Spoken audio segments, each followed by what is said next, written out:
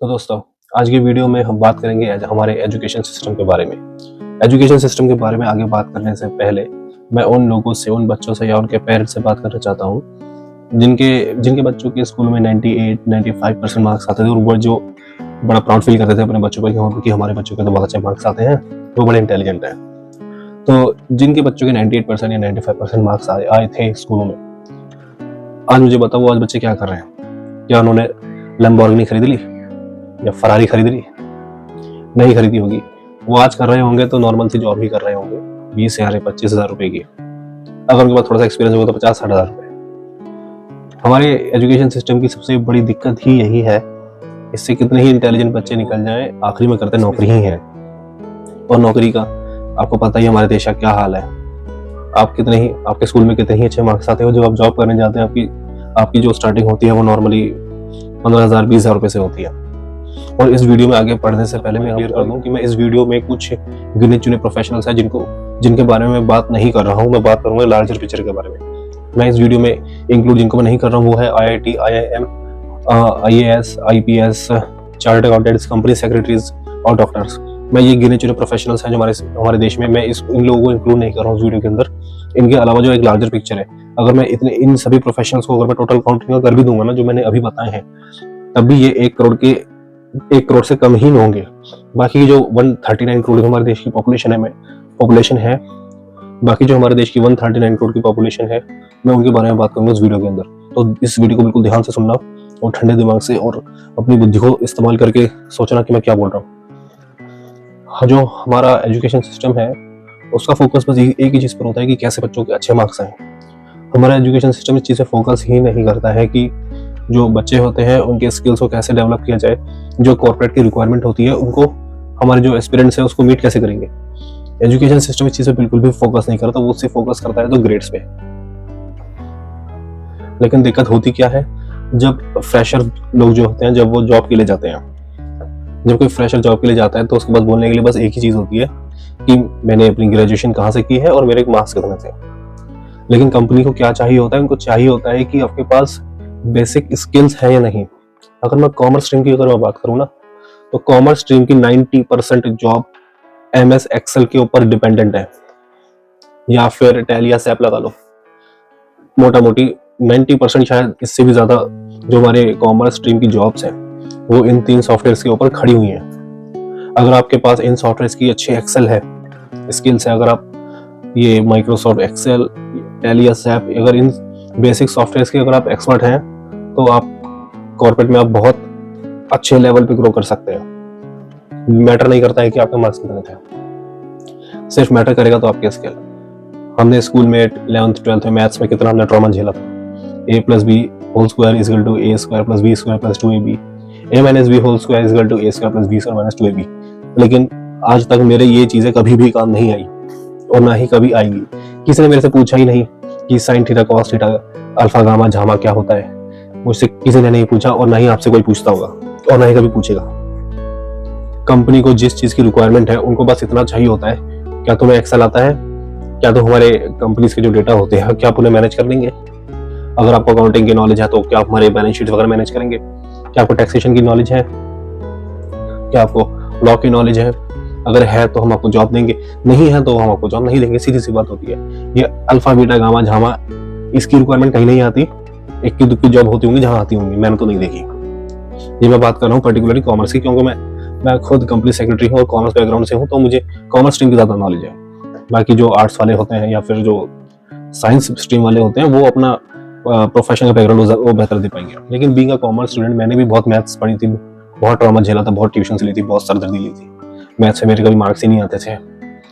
फिर वही alpha, beta, gamma, झामा, Pythagoras वगैरह सीख के हमारा दिमाग पड़ जाता था और हमको ये लगता था कि अगर हम ये सीख गए तो लाइफ में हम बहुत आगे जाएंगे। ये पहली गलती हमारी। और दूसरी गलती जो हमारी नहीं है, ये हमारे स्कूल सिस्टम, हमारे जो एजुकेशन सिस्टम है वो उनकी है कि एक बार स्कूल में अच्छे मार्क्स ले, आगे लाइफ सेट। जिन लोगों के स्कूल में अच्छे मार्क्स आए हैं उसमें ऐसे कितने हैं जिनकी लाइफ बदल चुकी है? बहुत कम निकलेंगे ढूंढने से।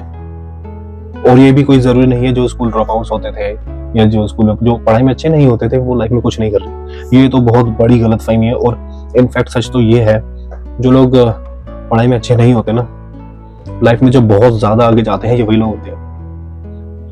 लेकिन क्योंकि जो उनका थॉट प्रोसेस होता है ना, वो ग्रेड्स तक नहीं होता। उनका थॉट प्रोसेस कुछ ऐसा होता है जो वो कुछ आउट ऑफ द बॉक्स सोचते हैं।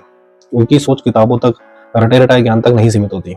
वो सोचते हैं लाइफ में कुछ अलग, कुछ बहुत बड़ा करने के बारे में सोचते हैं। इसीलिए वो लोग कर भी पाते हैं, क्योंकि उनका जो माइंडसेट होता है, थॉट प्रोसेस होता है ना, वो उनसे इस तरह के मिरेकल्स करवा लेता है।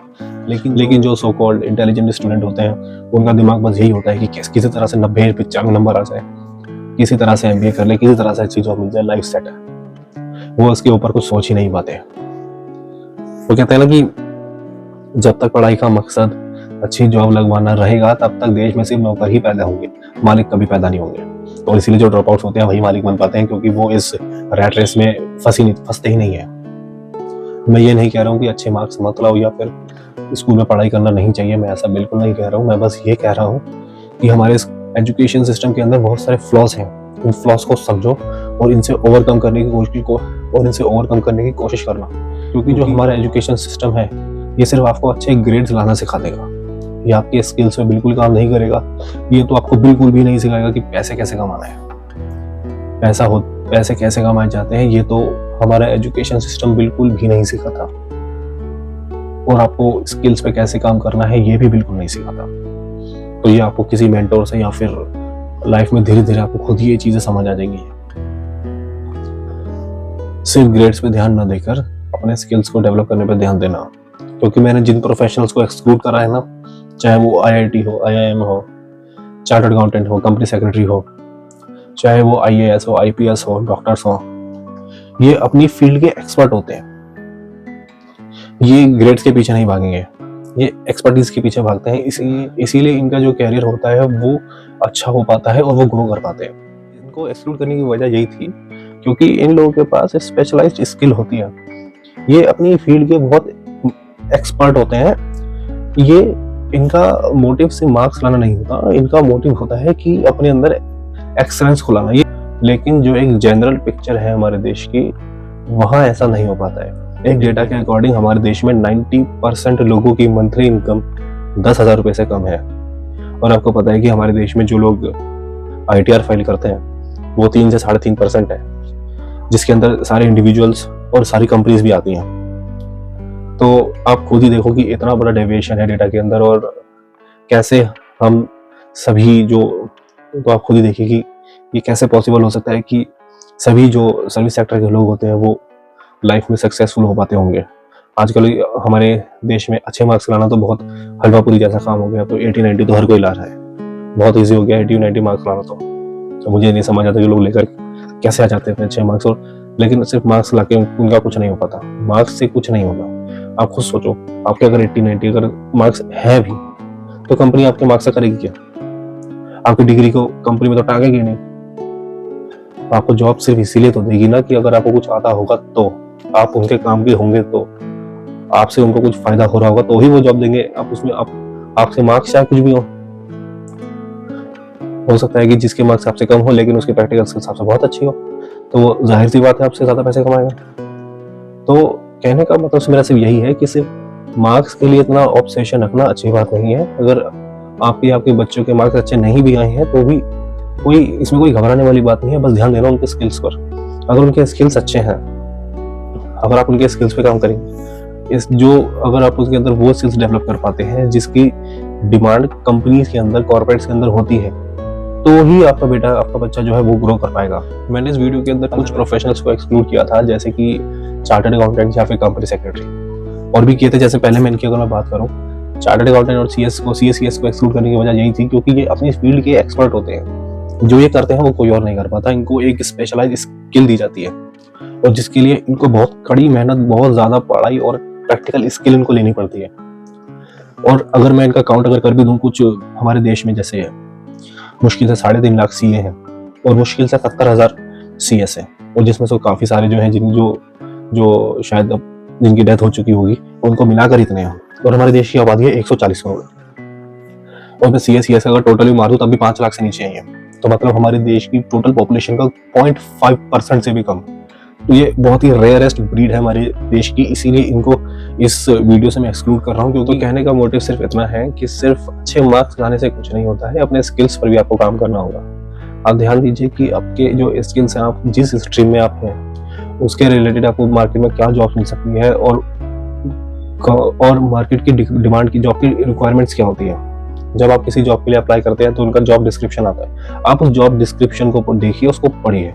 उस जॉब डिस्क्रिप्शन में देखिए कि जो रिक्वायरमेंट वो मांग रहे हैं वो आपके मार्क्स तो मांगेंगे ही नहीं कि अच्छे मार्क्स वाला में कैंडिडेट चाहिए। वो बस ये देखेंगे कि आपके पास एडिक्वेट स्किल सेट है या नहीं है। वो स्किल कुछ भी हो सकती है, जैसे फॉर एग्जांपल के लिए मैंने बोला था कि MS एक्सेल हो सकता है, वो वर्ड हो सकता है, या फिर पावर पॉइंट की वो नॉलेज मांग सकते हैं, टैली की, सैप की, या और कोई IT नॉलेज वो आपसे मांग सकते हैं। वो स्किल आपके पास है या नहीं है, उस पर आपको ध्यान देना है और उसी पर काम करना है। अगर आपके मार्क्स अच्छे नहीं भी हैं, लेकिन अगर इन स्किल्स के ऊपर अगर आपने काम किया है तो आपको 100% जॉब मिलेगी और बहुत तगड़ी जॉब आपको मिल सकती है।